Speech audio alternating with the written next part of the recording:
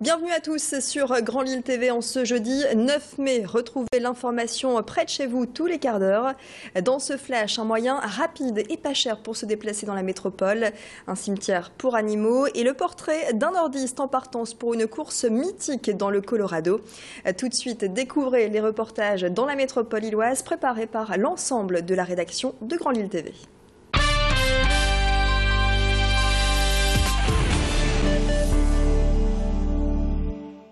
En quelques clics, comment trouver un moyen de transport type taxi 30 à 50% moins cher? C'est possible en tapant ecota.co. Le concept a été développé par une société lilloise fonctionnant uniquement sur réservation.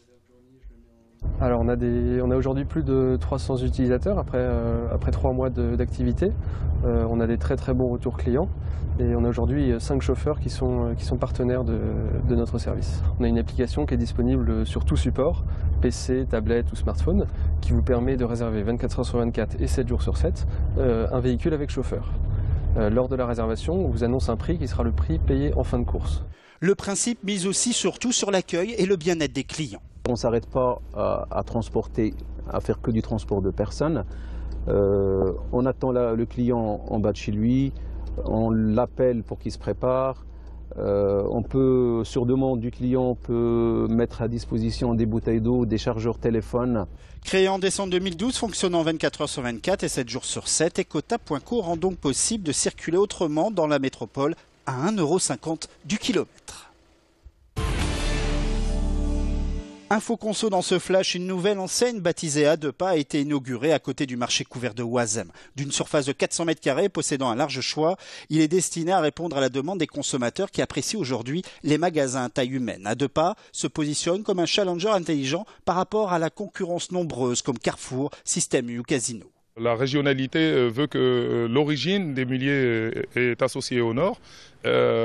Pour le moins, on serait tenté de dire qu'on a du retard. Or, il n'en est pas du tout question, puisque nous avons pris le temps de bien analyser la demande du public pour vraiment avoir une réponse adaptée. La proximité, mais pas à n'importe quel prix. C'est une proximité étudiée et qui est là pour servir le client. On est au service du client. Une première dans le Nord, après 9 magasins déjà ouverts en région parisienne, près d'une centaine de magasins de ce type devraient ouvrir d'ici 2015.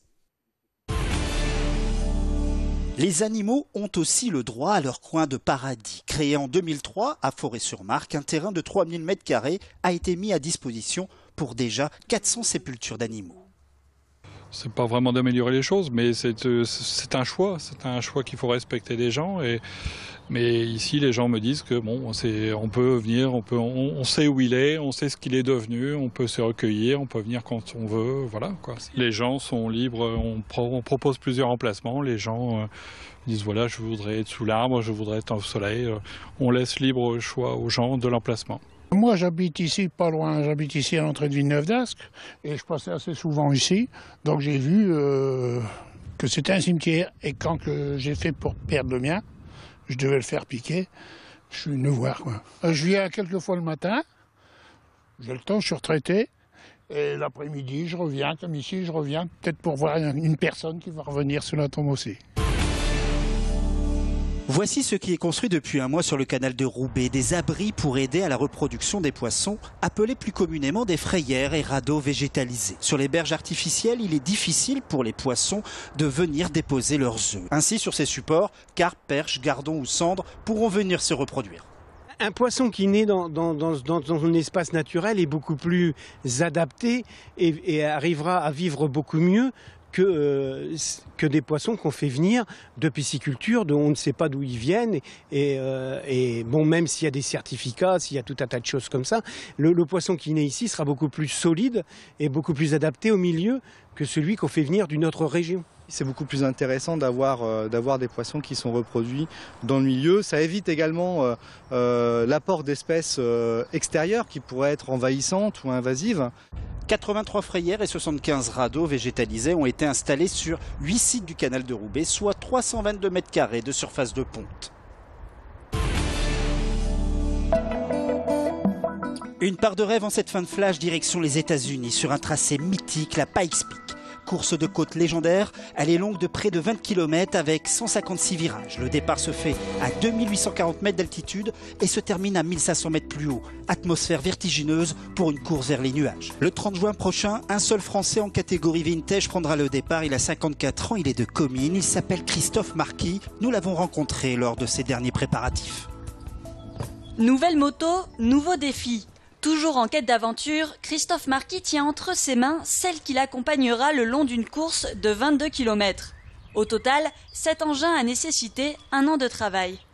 Donc on a gardé le moteur, le cadre qui a été repeint et tout le restant, ce sont des éléments, aussi bien la fourche avant, les suspensions arrière, les roues, les freinages, etc. Ce sont des éléments qui proviennent d'autres motos, des éléments qui ont été adaptés, donc avec des pièces qu'on a dû faire tourner, fraiser, puis faire de nombreux réglages. Des mauvaises surprises, des pièces qui ont cassé entre deux, ce qui fait qu'elle a été finie mardi dernier, donc il y a exactement 8 jours. Elle a tourné pour la première fois mardi dernier. La course à laquelle il va concourir, le Pikes Peak. Une course de côte dans le Colorado. Départ à 2800 mètres d'altitude, arrivée à 4300 mètres, 1500 mètres de dénivelé pour 22 km de course. Si la moto a dû être équipée en conséquence, le coureur a aussi subi un entraînement adapté. Je fais beaucoup de courses sur tapis et beaucoup de vélo pour m'acclimater.